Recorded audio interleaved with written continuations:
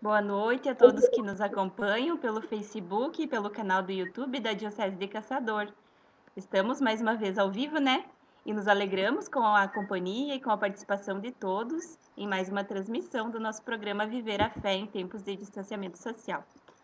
Eu vi que tem algumas pessoas entrando agora, né? Que bom, ficamos muito felizes, né, em tê-los conosco. Nós iniciamos o último mês do ano, né? Um ano cheio de desafios, que devido à pandemia nós tivemos que nos reinventar e fortalecer a nossa fé e a nossa espiritualidade. Iniciamos também o tempo do Advento, né? Um tempo favorável para a nossa transformação por Cristo, que mais uma vez quer nascer em nossa vida nesse Natal. E para nos auxiliar, né, na reflexão desta espiritualidade, o Viver a Fé traz, nessa semana, como convidado, o Padre Marcos Roberto Medeiros, que é coordenador do Serviço de Animação Bíblico-Catequética no Regional Sul 4 da CNBB e também pároco da Paróquia São Francisco das Chagas de Lacerdópolis, na Diocese de Joaçaba. Nós também recebemos com muito carinho, para mediação do nosso diálogo, né, a nossa companheira de caminhada na Diocese, a Vera Regina Mazurek, né, que faz parte também do Serviço de Animação Bíblico-Catequética da Diocese de Caçador. Então, para a gente iniciar a nossa conversa, eu chamo a Vera, né, que vai conduzir as perguntas, né, ao Padre Marcos. Boa noite, Vera, seja bem-vinda. Boa noite também, Padre Marcos. Boa noite. É uma alegria estar aqui para conversar ou para deixar o Padre Marcos falar, né? A gente já se conhece há um tempo, eu o conheci em um retiro que ele trabalhou com os catequistas da Diocese de Caçador. Mas estamos no advento deste ano de 2020 e o tema de hoje é Advento e Espiritualidade. Nos ajude, Padre Marcos, a olhar a relação existente entre esse período tão cheio de chamadas comerciais e espiritualidade. Com temor e com tremor, né? Sempre assim. É a primeira vez que eu faço essa experiência, mas fico muito honrado, saúdo a todos, a todas que estão conosco nesse momento, né, de muita responsabilidade. E fico muito feliz também pelo convite, pela parceria, porque é uma honra poder colaborar nessa reflexão. Realmente, nós estamos vivendo uma comercialização do sagrado. E esse comércio, não é, que fica com tantas luzes, presentes, artefatos, acaba que tirando o foco principal do que é o Natal, que é a encarnação de Deus na nossa vida. Então, por isso que a igreja vem, de longa data, buscando reconhecer que é bonito sim um presente, é bonito sim uma luz, um presépio, um pinheirinho. É tão bacana quando as crianças têm aquela inocência do presente do Papai Noel, tudo mais, mas, e principalmente, o tema, né, o foco é Cristo Jesus. Né, Cristo Jesus. Por isso, então, um tema bem escolhido, que é a questão da espiritualidade. Para que a gente não se iluda que dando um presente a gente se torna, a gente pode comprar alguém, a maneira como a gente faz essa entrega, porque eu não sou contra, né? Nós estamos num sistema capitalista e às vezes neoliberal selvagem, que o comércio é uma regra, né? Tem pessoas que vivem do comércio, é um meio de subsistência.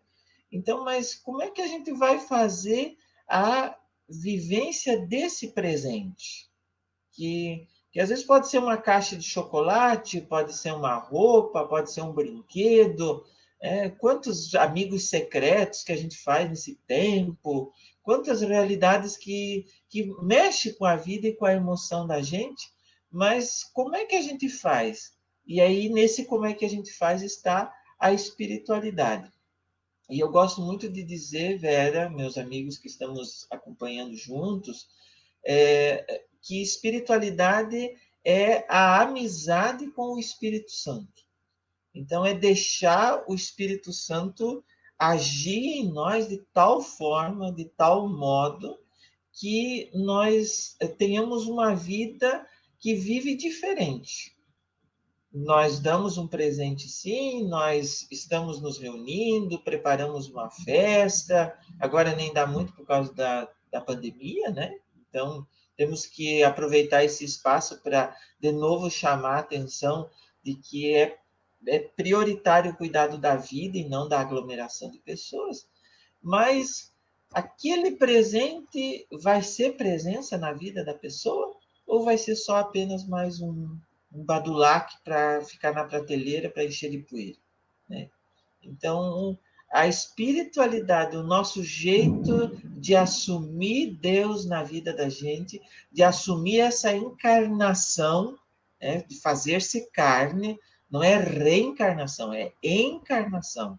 É o mistério de Deus que foi gerado no ventre de Maria nossa mãe, está aqui ela aí na imagenzinha dela para nos lembrar, mas de nós fazermos essa caminhada como cristãos e cristãs. Nós não podemos nos esquecer disso, porque às vezes tinha um amigo meu que diz assim, tem muito pagão batizado, tem muito pagão batizado.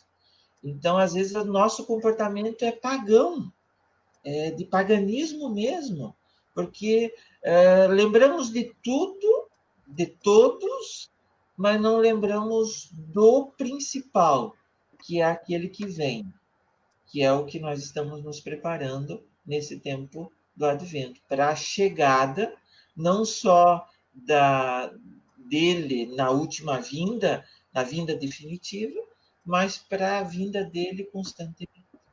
Então, a espiritualidade do Advento nos ajuda a nos prepararmos como cristãos, cristãs que somos ou que tentamos ser, para viver e dar esse testemunho.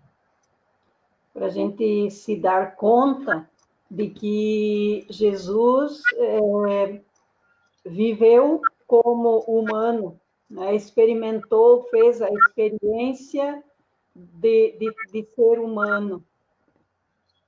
Em tudo, né, Vera? Em tudo. Cristo foi humano em tudo, menos no pecado, porque o pecado é o que nos desumaniza. Então, por isso que se ele foi humano em tudo, ele não poderia ter o pecado, porque senão ele não seria ser humano, né? Porque as pessoas dizem, eu pequei porque eu sou humano. Não, nós pecamos porque nós somos desumanos, né? Nós somos desumanos. O pecado nos desumaniza. E ele, como foi extremamente humano,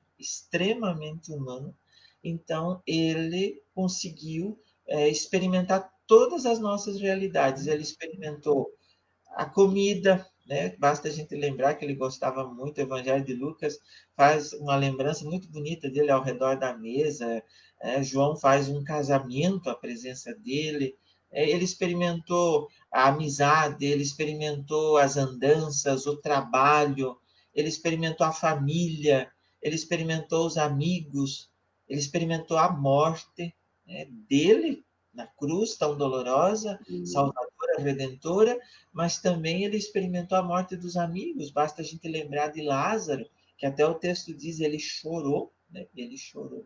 Então, essa festa da encarnação vem para nos convidar, nesse tempo tão bonito, a assumirmos de novo a humanidade, tendo presente que estamos vivendo tanta desumanização, tanta desumanidade.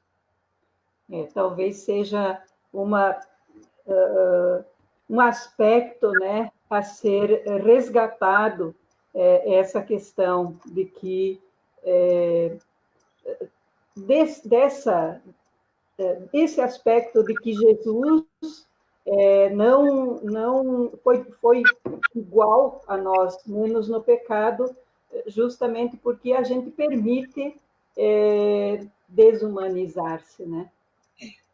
E nesse tempo de pandemia, que nós estamos vivendo o isolamento, ainda que a gente veja algumas situações dolorosas, algumas situações que machucam a nossa consciência, né? Porque eu tenho bem presente assim que a gente sai o extremamente necessário, né? E ainda sai protegido. E quantas pessoas que andam por ali sem proteção, sem cuidado, né? Então, essa realidade faz com que as pessoas se tornem desumanas, porque elas não estão pensando nem em si e nem nos outros. Nem nos outros. Então, esse tempo do advento, um dos aspectos da sua espiritualidade é nos dar a contas de que realmente nós precisamos nos humanizar, né? Nos humanizar. A medicina tem falado de tratamento humanizado, né? Uhum. As obstetras e aquelas que fazem toda a parte de parto, né? Elas dizem que é preciso um parto humanizado, né? A gente escuta muito isso. Mas também dentro da igreja, porque acabamos que pensando que a religião ela fica além do nosso ser humano. Então, esquecemos que temos um corpo, né? E que precisamos cuidar dele. Esquecemos que temos sentimentos, e aí, quando lembramos, caímos no sentimentalismo. Quantas pessoas que dizem, ah, o fulano não chorou, então não sentiu a presença do Espírito, né? Uhum. Então, nós não podemos abdicar dessa condição de humanidade, a qual nós precisamos trabalhar. A primeira leitura de domingo dizia, né, como barro nas mãos do oleiro.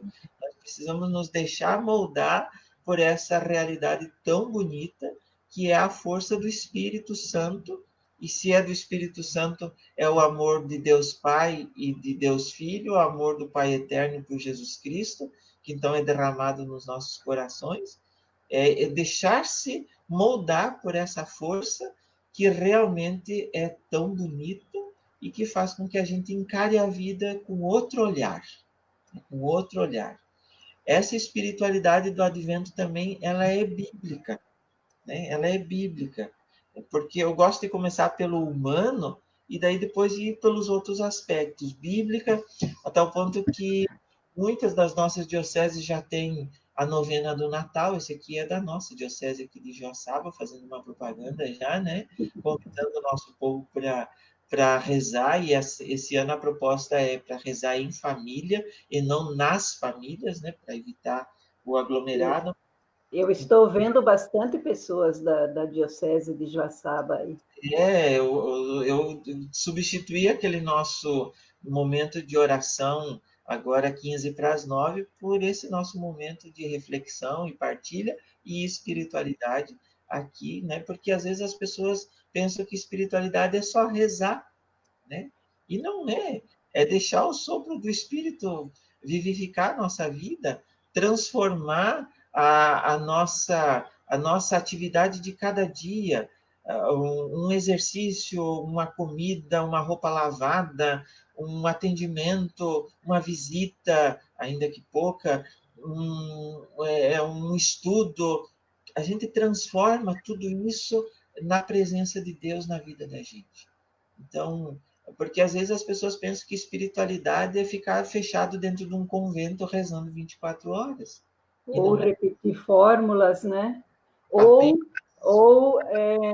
Eu rezei bem quando eu me emocionei, então, com a preocupação com espetáculos, né? Com coisas que emocionem, mas como é que tu vê isso? Eu estou lendo aqui do Lídio Manente, né? A gente agradece ele. Ele diz: olha, a regra principal da nossa espiritualidade é deixar a força do Espírito Santo penetrar em nossos corações no amor a Cristo. Então, mais do que espetáculos, né? Tem gente que tem que apagar a luz. São detalhes, eu respeito isso, né? Porque, não sei, não é o essencial. Para mim, não é essencial, né? Eu já fiz experiência de estar dentro de um ônibus em São Paulo, no Alto da Lapa, indo para casa, e olhar para uma pessoa, para uma senhora muito simples, e pensar assim, poxa vida, olha ela aqui, né? Com essa idade e ainda trabalhando. Eu pensando, nem conhecia, nem sabia quem era. Né? Então, temos essa sensibilidade de enxergar Deus agindo também no cotidiano da nossa vida. E não apenas num retiro ou naquelas realidades que daí tem que ter muita fumaça, muito pano, muita luz, muito barulho, até deu uma trovoada agora aqui, bem forte, né? Então, essa me dá a impressão que essa espiritualidade chama-se barulhenta. Né? Quando que o nosso Deus, se a gente lembra do profeta Elias, ele é do silêncio, da brisa, da paz. A brisa suave, né? Uhum. Mas eu vou fazer uma segunda pergunta com outro foco. Um dos símbolos mais conhecidos do Advento é a nossa coroa do Advento com as 4 velas, né? Às vezes elas são 4 brancas, às vezes elas são coloridas. E aí vem a pergunta: qual vela se acende primeiro? Qual a sequência de velas acesas? Até que todas elas se acendam, né? Então, também dúvidas e preocupações com outros enfeites, né? Luzes, limpeza. Como isto se liga à espiritualidade? Eu acho que eu fiz 2 perguntas numa só, né, Padre Marcos? Primeiro, primeiro a coroa, depois os outros. Sim. Sabe, Vera, eu tive a oportunidade de conversar com o Brasil através da Rádio Aparecida. E assim, para poder conversar, eu tive que relembrar algumas coisas que eu não lembrava mais, né? Então, a coroa, ela é um símbolo que foi assumido desde as culturas não cristãs, né? Desde as culturas não cristãs, porque é um símbolo universal, né? Universal. O circular, porque a coroa já lembra a cabeça, ainda que alguns tenham a cabeça quadrada e fechada, mas o crânio como tal é circular, né? Então, Arredondar. ele lembra que o amor que Deus tem por nós, ele não tem começo e não tem fim. Né? Então, essa coroa que normalmente é feita com ramos verdes, para lembrar a vida que circula ao nosso meio, ao nosso redor, em nós, conosco, por nós. Né? E dessa coroa que ela não é oficialmente um símbolo, mas vem da piedade popular. E ela colocado 4 velas para lembrar muitas realidades. É uma riqueza infinita de símbolos, que assim, em cada ano a gente vai assimilando mais essa simbologia. Né? Então, os 4 podem lembrar os 4 pontos cardeais, né? Sul, norte, leste, oeste, para dizer que a salvação que vem, o Salvador que vem, ele vem para todos. Né? Não vem só para quem é do sul, não vem só para quem é do norte, mas vem para o globo, para o orbe, para o universo. Ele redime, ele é redentor de todos, de todas. As 4 velas também podem lembrar os 4 personagens que, ao longo do tempo do Advento, que são 4 semanas, então, por isso, talvez também uma vela para cada semana. Então, o primeiro personagem, o profeta Isaías, o segundo, João Batista, o precursor, a vela rosa, ou a mais clara, é aquela que lembra Maria, nossa mãe, aquela que que disse o seu sim, que emprestou o seu ventre para Deus agir. E o último personagem é o próprio Cristo que vem, né? O próprio Cristo que vem. Então, essas quatro velas, elas querem lembrar que agora nós, ao contrário do que os povos não cristãos pensavam que o sol, que a luz eram algo divino, nós queremos lembrar a grande luz, da qual nós somos pequenas luzes, né? Então, a grande luz que é Cristo, e nós, pequenas luzes. Padre Zezinho, com as suas canções, sempre nos educando, né? E essa realidade tão bonita que a cada semana a luz vai aumentando, né? Como também o nosso caminho de iluminados, nós recebemos a luz no dia do nosso batismo, e essa luz precisa ser vista, diz o Evangelho de Mateus, né? Vós sois a luz do mundo. Ele não diz vocês parecem a luz do mundo. Ele diz vocês são a luz do mundo, que brilhe para as pessoas a vossa luz, né? Então, esse símbolo do fogo, da vela que se consome, é bonito também a gente lembrar, né? E, como você mesmo disse, algumas são coloridas. Então, coloridas tem roxa, verde, rosa e branca. Tem alguns que só fazem ela três bem escuras e uma rosácea. Tem aquelas que são brancas e o pessoal coloca fitas coloridas, né? Então, do que eu li, do que eu pesquisei, eu gosto muito de, mais uma propaganda, né? Eu gosto muito de seguir esses roteiros da CNBB, da CNBB, e aqui está dito que é uma imensidade de expressões, não tem uma regra, né? Não tem um definitivo. Depende muito da questão eclesiológica, do jeito que a gente entende a igreja, né?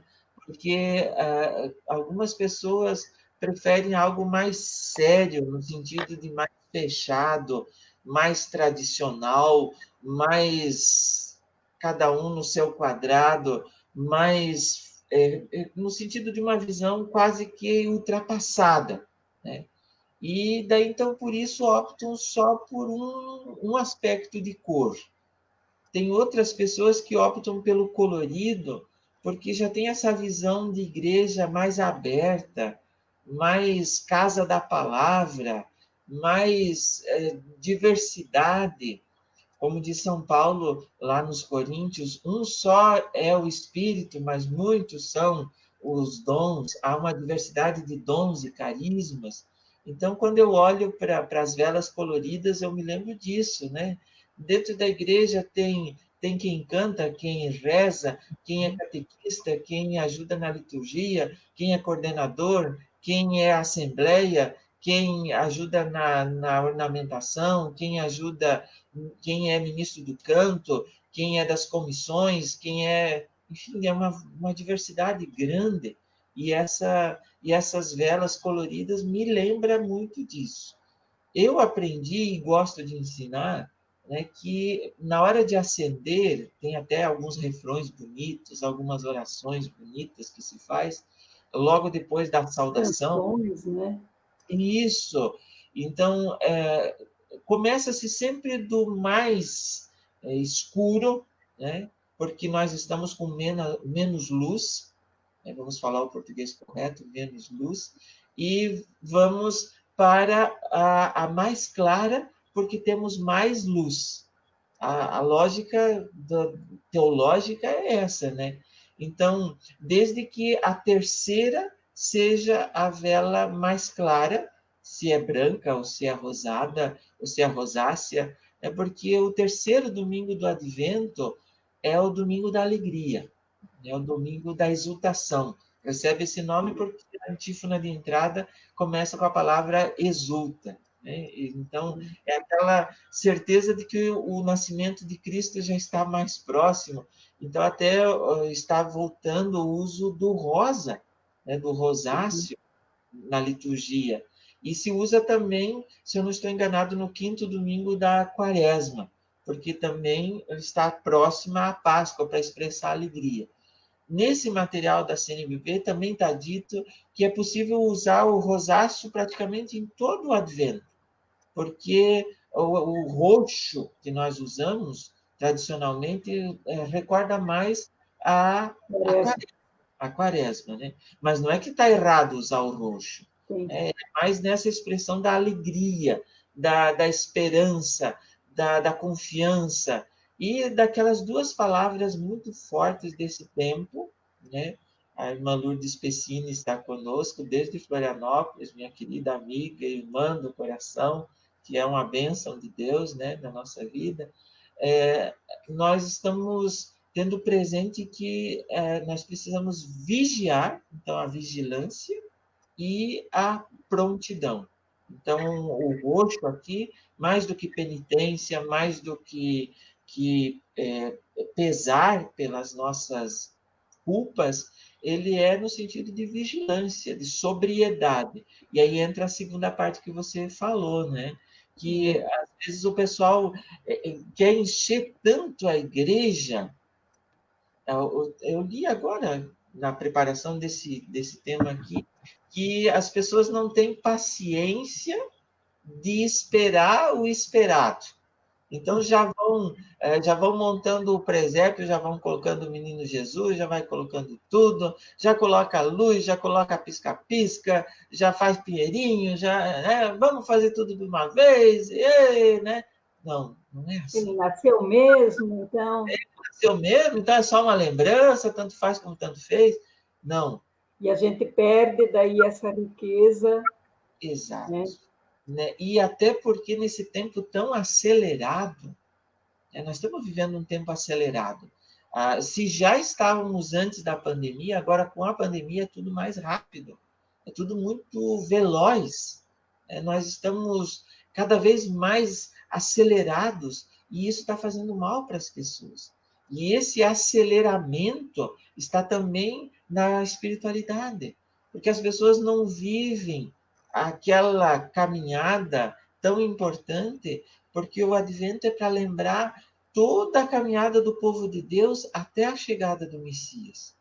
Então, nós fazemos memória da primeira vinda, recordamos que ele vem sempre, talvez ele veio na minha vida hoje, né?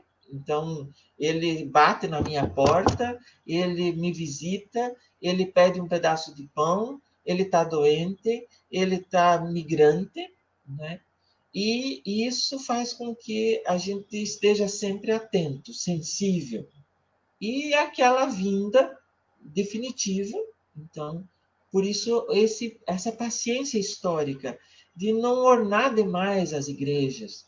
A própria coroa do Advento não pode tirar a centralidade do altar, porque o altar não é só uma mesa, o altar é o próprio Cristo.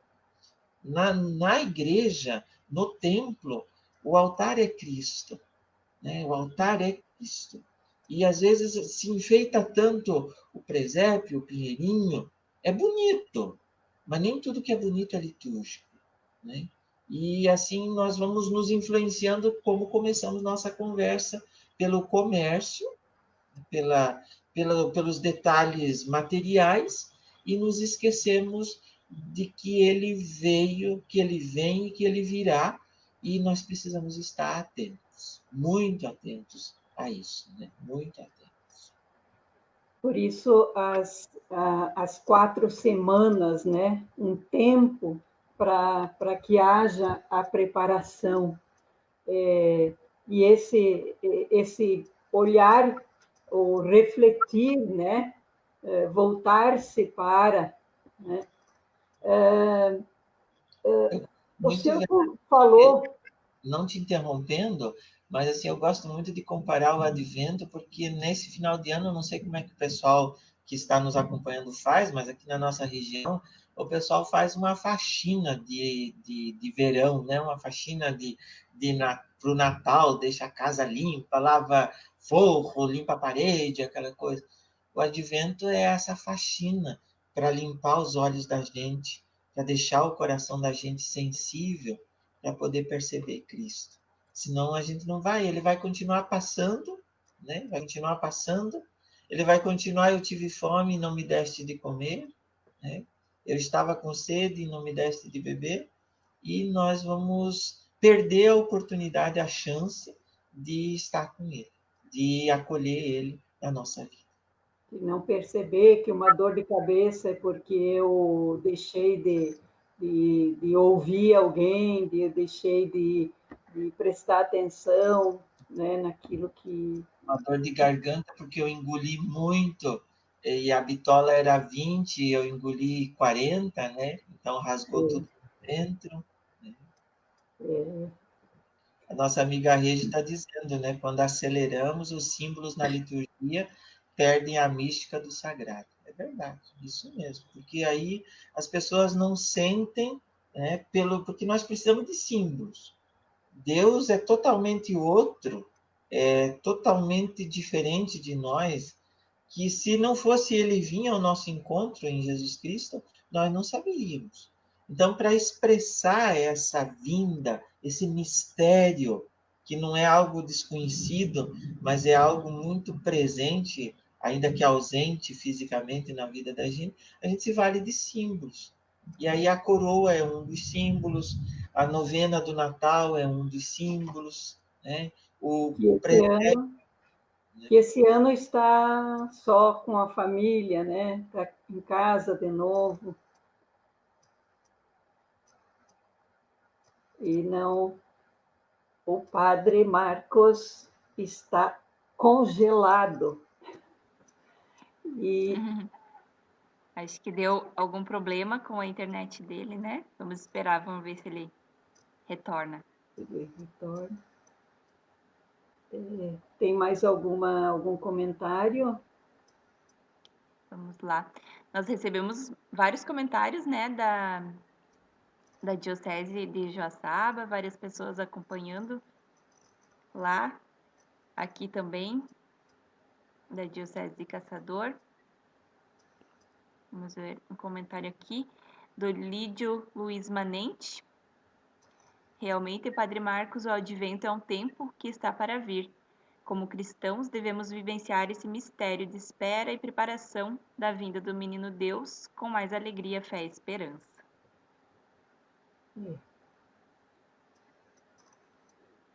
Que bom ter esse tempo de preparação, né?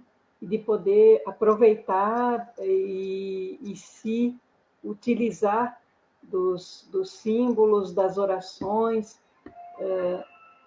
a beleza.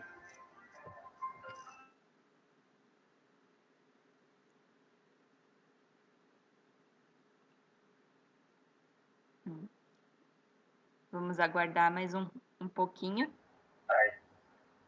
Então, pode falar que o pessoal está ouvindo. Ah, que maravilha! Então vamos nos valer do celular para poder continuar, né? Então, essa realidade tão bonita que nós estávamos falando dos símbolos, né, da liturgia, que fazem com que a gente consiga sentir a presença de Deus na nossa vida, na nossa caminhada, no nosso dia a dia, na nossa história. Então, essa realidade faz com que a gente tenha símbolos muito presentes, e entre eles, então, as cores, os aromas, a questão das velas, do fogo, do incenso, né? Mas nesse tempo de advento, o que impera é a sobriedade. Sempre a sobriedade, nada de excessos. Porque daí tudo que é excesso tira o foco do principal, que é Jesus Cristo. Né? Então, nós precisamos muito manter esse foco. É por Cristo, com Cristo e em Cristo. É só nele, com ele, por ele, que nós conseguimos chegar até o Pai. Ele que é o centro, né? Exatamente. Converge. Acho que essa sua fala já responde um pouquinho, né, da pergunta da Regiane, que ela pergunta aqui que exercícios espirituais ou atitudes nós podemos ter, né, para nos tornar um ser espiritual? Eu não consegui entender direito, Vera. Tá, eu vou repetir então. Aham. Que exercícios espirituais ou atitudes podemos ter para nos tornarmos um ser espiritual? Ou, um ser espiritual. Eu acredito assim, eu agora entendi, eu tinha pegado essa última parte, mas daí tinha, parece que meio que cortado, né? Eu acredito que um exercício espiritual muito bonito é reservarmos um tempo para oração. E aí entra, então, sim, o modo de viver, né? Que a oração, por exemplo, da novena do Natal é um exercício maravilhoso para prepararmos a nossa vivência. Mas também a caridade, as obras de misericórdia, são realidades muito fortes. A confissão, né? A confissão é um momento oportuno, como eu dizia antes da energia cair, é um momento da gente se limpar, deixar a sensibilidade aflorar. Então, uma boa confissão nesse tempo, um bom exercício de exame de consciência é uma realidade muito importante, muito positiva. Então, são realidades que vão espiritualizando a gente. Não vamos ter presente espiritual alma desencarnada, como alguns falam, né? Principalmente quem segue o caminho do espiritismo. O espiritual aqui é tudo aquilo que faz com que a gente viva, com que a gente se anime, com que a gente vibre, com que a gente consiga colocar um tom de alegria, de esperança, de confiança, de serenidade, de bondade. Isso é ser espiritual. Porque às vezes as pessoas pensam que o espiritual e o material, o carnal, são duas realidades separadas. Não, nós somos uma unidade perfeita. A minha carne é espiritual e o meu espírito é carnal, né? Então, essa dicotomia não pode haver, porque daí, então, nós estamos fazendo algo contrário ao que nós somos. Então, uma boa confissão, momentos de adoração, né? Não sei como é que são as igrejas, mas as igrejas permanecem, na maioria dos seus lugares, abertas. A novena do Natal, as celebrações da palavra, a leitura orante é muito bonito, é muito importante, que nós catequistas, nós religiosos, nós sacerdotes, nós família, precisamos muito da palavra de Deus. Então, seguindo a liturgia de cada dia, nós estamos tendo esse contato com o mistério que se faz carne, que se faz gente, e que se faz gente para ser gente como a gente. Se faz gente para ser gente como a gente. É um trocadilho muito bacana, mas eu gosto muito dele porque assim que eu entendo Jesus Cristo, ele está na hóstia santa? Está.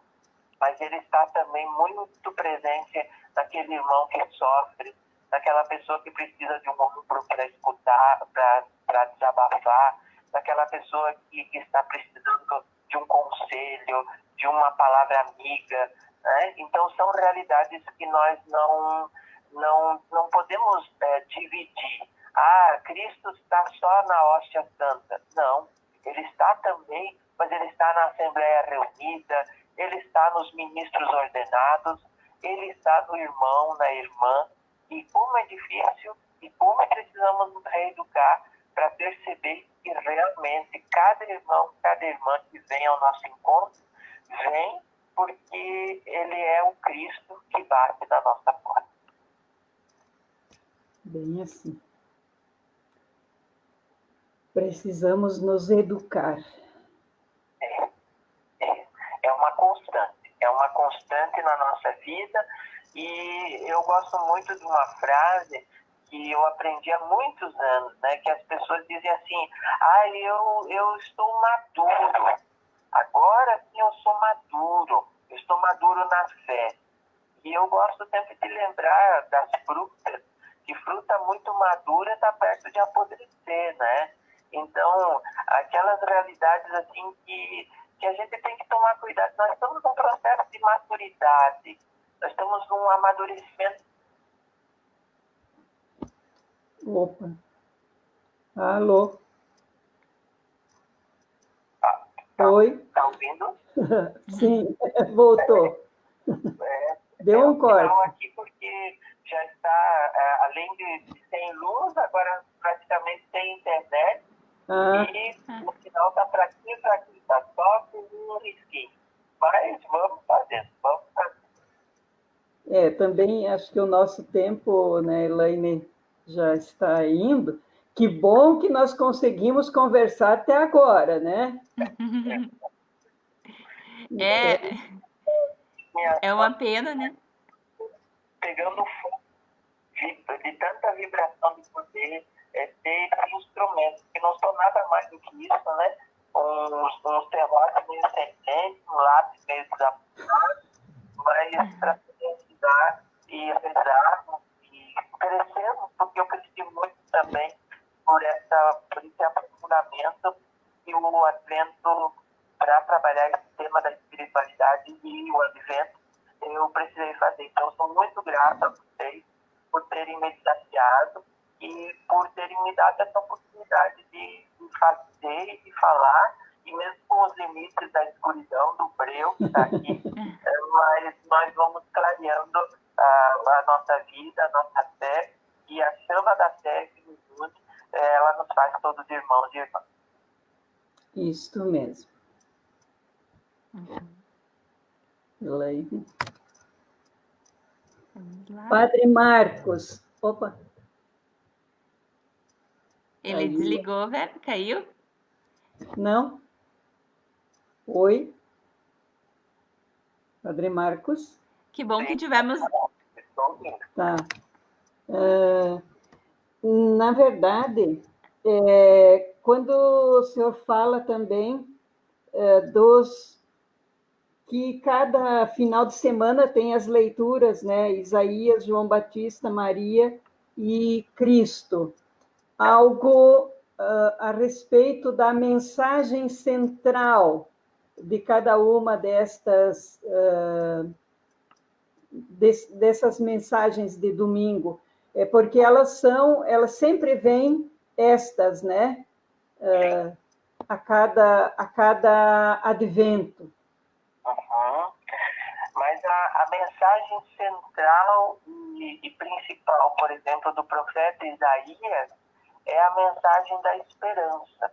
É porque o povo estava no exílio, o povo estava sofrendo muito, como nós estamos nesse tempo sofrendo muito. Então, ele vem lembrar que Deus é Pai, que Deus está conosco, que Ele não nos abandona.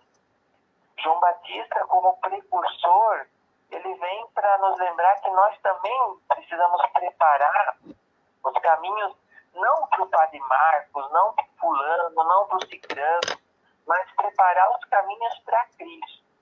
E essa preparação, quando a gente está no meio do mato e não tem trilha, a gente vai abrindo uma trilha. Assim esse tempo do Advento que vai abrindo essa trilha até chegar no coração da gente. Então, nós como precursores, os pais que educam os filhos na fé, os catequistas, que são esse instrumento em nome da igreja, as lideranças civis que prezam pelo bem comum.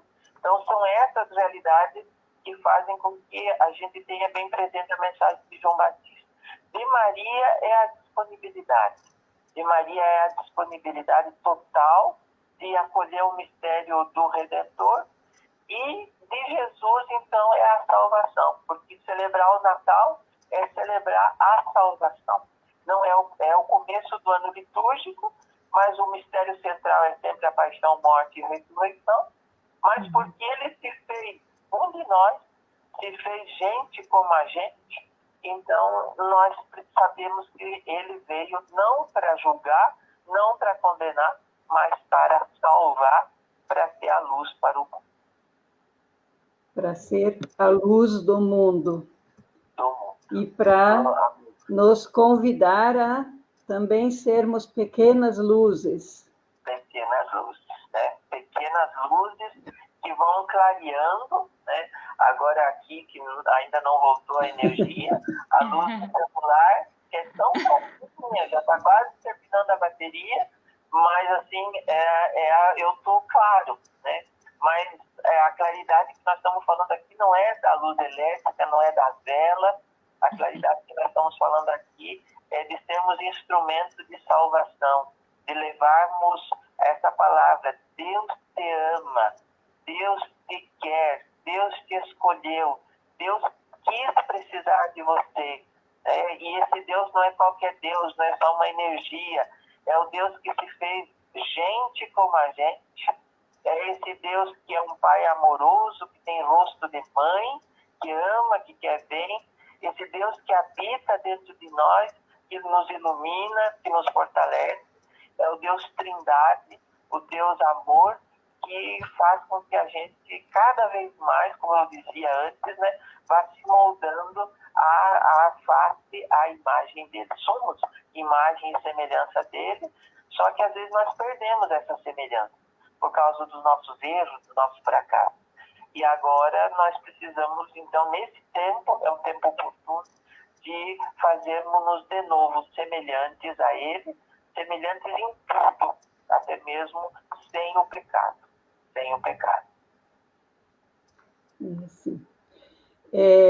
Numa ocasião que eu participei de um encontro com mulheres e Bíblia, veio um grupo de mulheres da Suécia e elas conversando sobre a importância da luz lá, né? Então diziam, aqui vocês não têm a experiência que a gente tem lá, porque nesse período a presença da luz é de, no máximo, 5 horas por dia, né? Então, entender o que é luz fala muito mais alto, né? Então, quando a gente está em situação de escuridão, é que a gente percebe o quanto significa a luz, e né, não essa luz física, assim como não o olho para quem é cego, né? Exato. E eu estava aqui lembrando, ouvindo a sua fala, a mãe, quando traz o filho ao mundo, ela dá a luz, não é assim que a gente diz, né? Então, essa luz como vida, e aí Cristo, então, a vida plena, a vida nova, a vida em abundância, a vida vivida, a vida celebrada, a vida que a gente enfrenta cada dia, cada momento, cada hora, cada instante, a vida que é partilhada, a vida que é rezada, a vida que às vezes é sofrida. Quantas pessoas que nesse Natal, por exemplo, não vão ter o que comer? Então, um exercício, como nós falávamos antes, da caridade, de ajudar essas pessoas. Eu me lembro de um menininho que morava vizinho nosso, e um dia foi dado 2 bombons para ele. Ele ficou, assim, exultante de alegria. Depois, uma outra ocasião, bateu uma Sagrada Família aqui na porta e não tinha nada que comer. Estavam vindo e estavam indo. Aí foi feita uma cesta, foi colocado um pouco de cada coisa, e eu tinha ganho uma caixa de chocolate e coloquei uma caixa de chocolate junto. Aí o menino Jesus daquela Sagrada Família disse assim: olha, pai, tem até chocolate. Então, assim, sabe, esses pequenos detalhes que fazem com que a luz se torne vida, não apenas claridade, mas vida. Vida e vida abundante, vida digna, vida sensível, vida sincera, vivida em cada instante. Isto, a verdadeira espiritualidade do Natal. Exato, exatamente. Uma mensagem para nós? Então, porque que já está terminando a bateria e eu vou ficar sem luz, literalmente, né? A mensagem que eu digo assim, que eu tenho um amor muito grande pela Diocese de Caçador, pelas lideranças, pelo clero, pelo então bispo e agora arcebispo Dom Severino. Tenho um amor muito grande, uma diocese que eu me sinto em casa. E queria, que eu sei que não é só da diocese, queria para quem está conosco agora nesse momento, dizer assim, desacelere, viva esse tempo que é tão oportuno para não ser um Natal de paganismo, de consumismo, mas que seja um Natal espiritual, um Natal de realmente fazer presente, não seja do aniversário de Jesus, porque isso também é um pouco pagão, mas seja de que realmente Deus se faça carne na vida da gente, que tenhamos consciência de que Ele vem e que Ele quer que a gente volte para Ele constantemente. Que, como dizia São João Paulo II, tenhamos a coragem de abrir as portas ao Redentor, as portas do coração e da nossa vida. E agradecer mais uma vez por estarmos unidos, ainda que com o limite agora da energia, mas estarmos unidos, comungarmos na mesma fé, estarmos fortalecidos pelos laços da amizade, da ternura, do carinho, e principalmente dizer que quem precisar, quando precisar do Padre Marcos, né? Todo mundo pode dizer que o Padre Marcos é dele, né? Porque o Padre Marcos é de todo mundo. Então, quando precisar, quando quiser, o meu WhatsApp, a minha casa, o meu Facebook, está à disposição, meu telefone está à disposição de quem precisar. A Joana disse que o Padre Marcos consegue trazer o céu para o coração da gente. A Joana, minha amada do coração, um beijo para ela. Eu amo ela de paixão mesmo, porque é ela que faz o céu vir para a gente, né? É ela que faz. Né? A nossa história se cruzou num momento tão difícil, que eu acho que foi nesse tal retiro que nós nos conhecemos, né? Eu acho que sim. Isso. Do pessoal de Portunhão, do acidente, E ali para frente, nós não nos largamos mais. A geografia não é impedimento para a gente ficar próximo, para a gente ficar se protegendo. Isso. Oi. Agora eu acho que... Não, pode falar que eu estou ouvindo. Tá. É que dá umas cortadas. Exatamente. Então, a gente sempre fica achando que o Padre Marcos foi, definitivamente. E a luz ainda não voltou.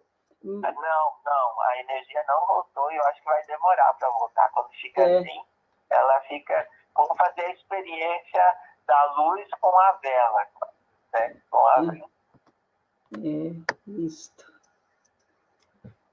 Assim. Ok. Vera, tem algumas considerações a fazer? Eu acho que estou satisfeita, né, por esse momento. Se a gente puxar assunto, nós iríamos longe, né? E temos muito, mas eu creio que, assim, já nos trouxe e agora desconectou realmente, tá?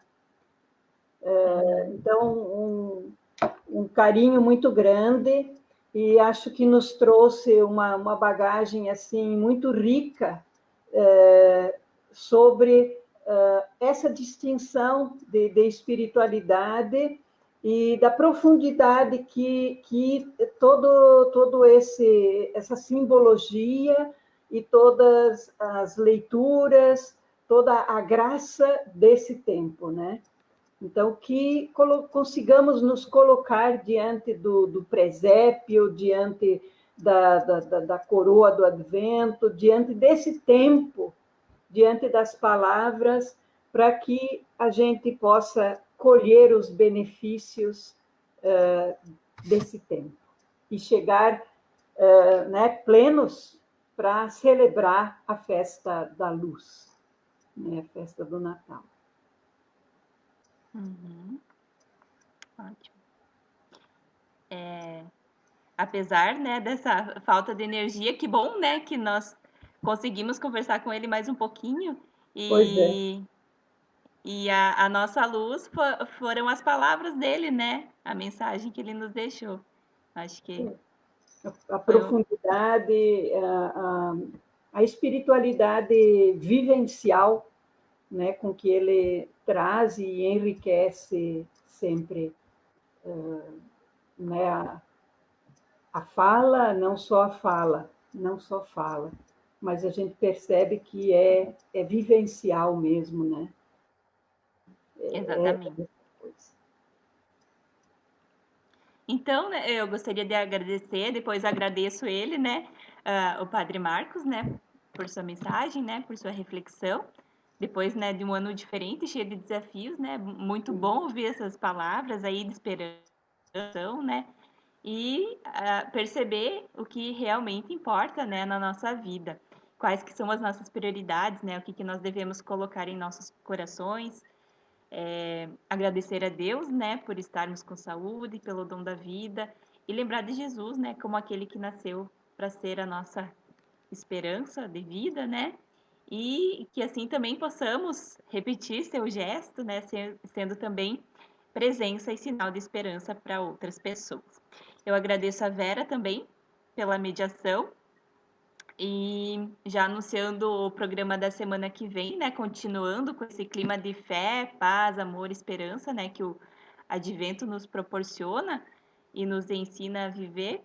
O programa Viver a Fé da próxima semana terá como convidados o seminarista e membro da Comissão Diocesana de Liturgia, o Bruno Alves, né? Que participará como assessor, e o Edson Luiz Belli, né? Que é o atual coordenador da Comissão Diocesana de Liturgia aqui da Diocese de Caçador e que fará a mediação do nosso encontro.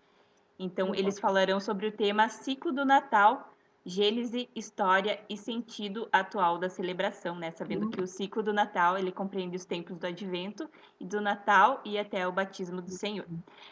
Deixamos, então, mais esse convite para a próxima quarta-feira, dia 9 de dezembro. Uma boa noite a todos e até semana que vem. Boa noite. Obrigada. Obrigada, Vera. Tchau, tchau. Tchau.